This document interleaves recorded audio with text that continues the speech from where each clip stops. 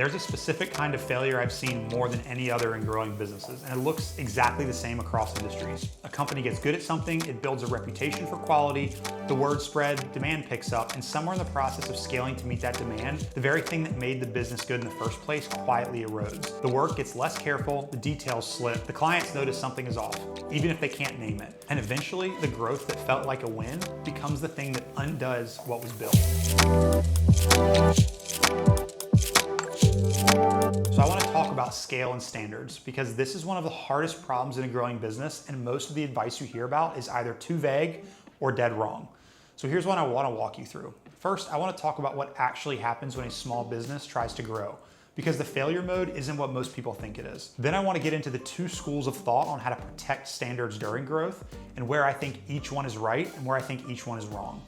After that, I'll walk through what I've seen actually work, both from running businesses and from watching other operators go through this. And toward the end, I want to talk about the fundamental principle underneath all of this, because the mechanics matter, but the mindset matters more. Let me start with what actually happens. When a business is small, the owner's in every important interaction. They see every job, they make every real decision. Standards don't need to be written down because they're being personally enforced in real time. The quality is high because the owner cares and the owner's present. And when the business grows, the assumption people make is that they can just do the same thing at a larger scale.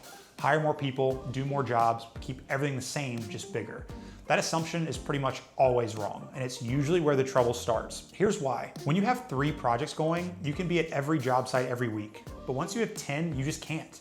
When you have 3, you know every subcontractor personally. When you have 10, some of them are working for you, and some of them you've never really met before.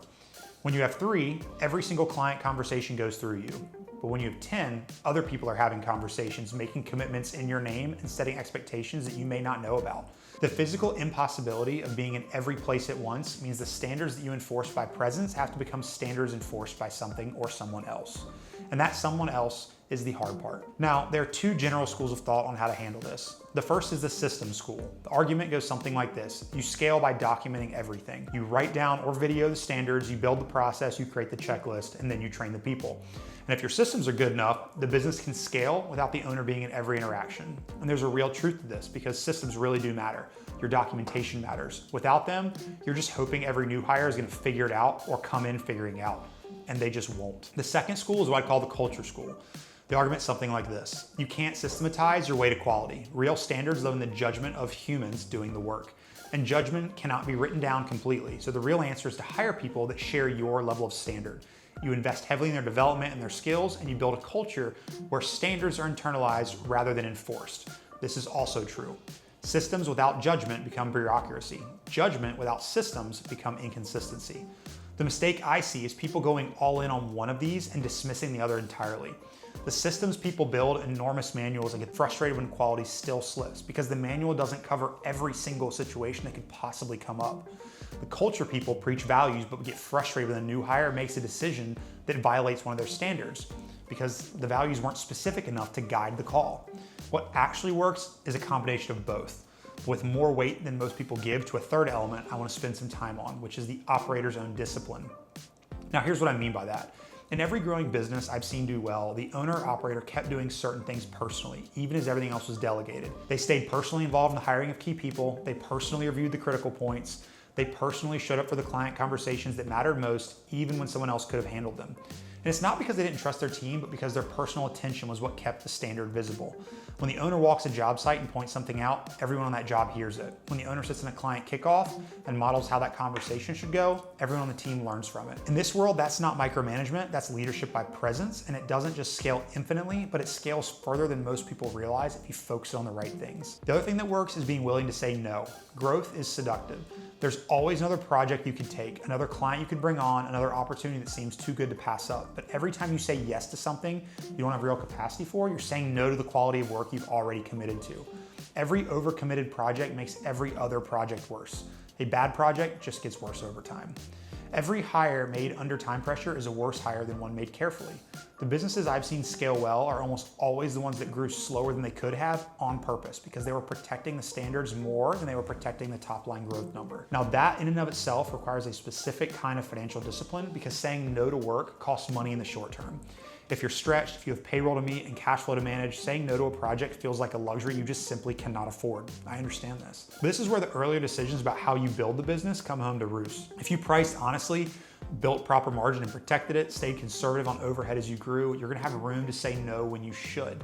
If you priced optimistically and you grew your overhead ahead of your margin, you can't afford to say no, which means you can't afford to protect your standards. The financial side of the business and the standard side of the business are more connected than they look. Let me talk about hiring specifically, because this is where standards live or die at scale. When you're small, you can absorb a mediocre hire because you're around to compensate for their weaknesses. When you're bigger, a mediocre hire in a key role becomes a standard for everything that person touches. And the compounding effect of bad hires is enormous because they hire other people. They set the tone for their own teams and they make decisions that shape what the business becomes. So the hiring bar has got to go up as the business grows, not down. And I see the opposite happen a lot. Growing businesses often lower their hiring standards because they need people fast and they end up with a team that can't hold the standard they built the business on. The other thing about hiring at scale is that you have to hire for judgment as well as skill. Skills, in my opinion, can always be trained. Judgment and attitude is harder. You need people who, in a moment where nobody's watching, will make the call the way you'd want to make it. That's not something you can put down on a checklist for someone to learn. That's something that you find in interviews by asking about specific past situations and listening carefully to how that person thinks, analyzes, and reacts. It's what I look for more than anything else, and it's the thing that most differentiates the hires who work at scale from those who don't. That's another angle to this that I don't hear discussed enough, which is the emotional side of scaling. When you've built something small that's high quality, it really is yours. Letting other people run parts of it is genuinely hard. You see things you would have done differently. You'll cringe at conversations you would have handled differently. You have to let some level of imperfection exist because trying to control everything guarantees your standard is going to collapse under the weight of what you can't cover. Learning what to let go of and what to hold on to is one of the harder judgment calls in growing a business. And I don't think it's something you learn quickly. It develops over time as you see what actually matters and as you fail, and only felt like mattered because you were used to controlling it. If you're working through this in your own business, here's what I'd focus on. First, be honest about which parts of the standard have to be personally enforced by you, and which parts can be genuinely delegated.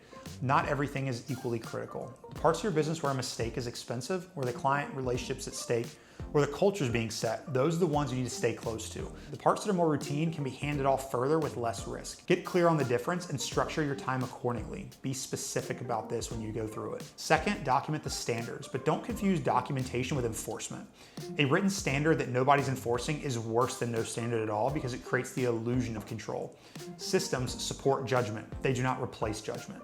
So build your documentation to help your team make good decisions, but keep investing in the judgment side of people because that's what actually holds the standard. Third, be disciplined about your growth. Say no to work that would stretch you past what you can do well, grow slower than you could, take fewer projects at higher quality rather than projects at lower quality. That discipline is extremely uncomfortable, especially when demand's high. But it's the difference between a business that stays great and one that gets big and sacrifices the reputation. Fourth, protect the hiring bar. Every hire is a bet on the future of your business. Bad hires compound, good hires compound too.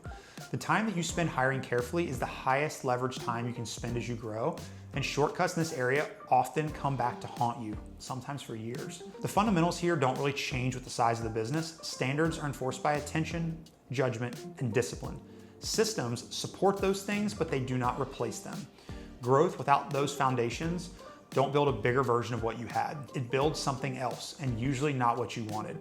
The operators who scale well are the ones who understand that the standards they built the business on are not something you can outsource or automate. They're something you protect deliberately at every stage of growth. Do that, and you can build something that stays great as it gets bigger. Skip it, and you're gonna spend years wondering why the things you built no longer feels like the thing that you started, and you're gonna constantly be chasing your tail.